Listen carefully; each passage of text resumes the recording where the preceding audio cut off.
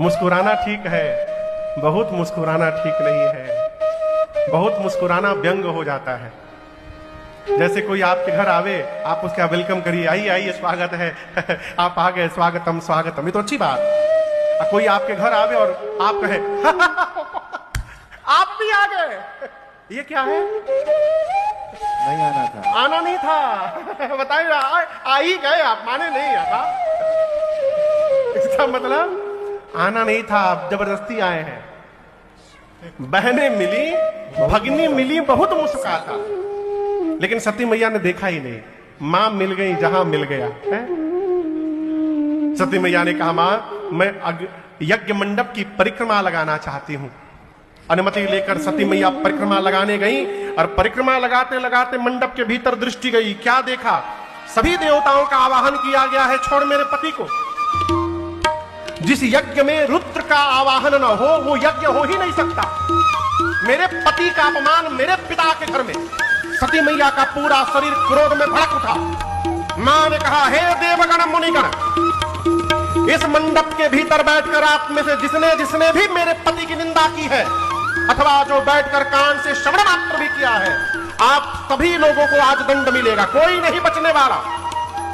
मर्यादा कहती है, जिस सभा में संत की, शंभु की और श्री हरि की निंदा हो रही है, यदि अपने भुजाओं में शक्ति है, उसी समय निंदा करने वाले की जिह्वा काट दी जाए। यदि शक्ति नहीं है तो कान बंद करके सभा से दूर चली जाइए। मेरे पति केवल मेरे पति नहीं है, शंकर जगत के पिता हैं, और आज इस मंदमती मेरे पिता ने मेरे पति का अपमान किया है। आज के बाद मैं इसकी बेटी के रूप में जीवित नहीं रहूंगी। इतना कह के सती मैया ने दाहिने पांव के अंगुष्ठ से शरीर में योगाग्नि को प्रज्वलित कराकर, और मां ने अपने आप को जलाकर भस्म कर दिया। मां का पूरा शरीर योगाग्नि में जलने लगा, दहकने लगा।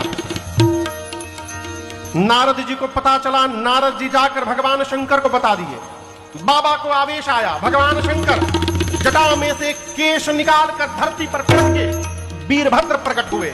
भगवान शंकर ने वीरभद्र को कुपित करके भेजा, कहा किसी को छोड़ना मत दंड देने से। वीरभद्र आए गणों को साथ में लेकर।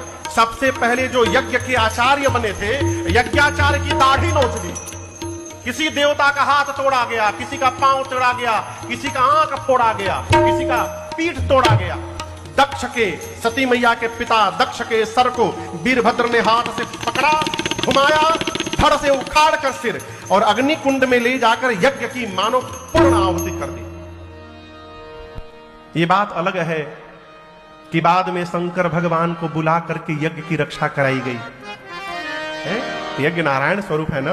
और आपको बताऊं, दक्ष का सिर तो अग्निकुंड में जल गया, तो बाद में बकरा जानते हैं, बकरे का सिर लगा करके, हाँ आजकल लीवर ट्रांसप्लांट होता है, हार्ट ट्रांसप्लांट होता है, किडनी ट्रांसप्लांट, उस समय हेड ट्रांसप्लांट हुआ। हाँ, बकरे का सिर लगाया गया दक्ष के सिर पर, धड़ पर, और उनको पुनर्जीवित किया गया। आपको एक बात सुनकर बड़ा आश्चर्य होगा, शंकर भगवान आ खड़े थे। दक्ष जब जीवित हुए तो शरीर मनुष्य का, सिर किसका हो गया? बकरे का। बोलिए। अब बकरे का सिर होने के बाद बकरा, अब बोली बदल गई हो। अब जैसे बजा वो बोले, भगवान शंकर हंस दिए। बाबा ठहाका मार के हंसे, अरे मेरे ससुर जी की तो पूरी बोली बदल गई हो। भगवान शंकर के गण देखे कि बाबा इस प्रकार के साउंड से प्रसन्न हो जा रहे हैं। तब से लेकर आज तक भगवान के भगत जो है, शंकर भगवान के भगत, मंदिर में जाने के बाद, पूजा करने के बाद गाल बजाकर बाबा को प्रसन्न करते हैं। और तब से सरकार ये गाल बजाने वाली प्रथा बन गई।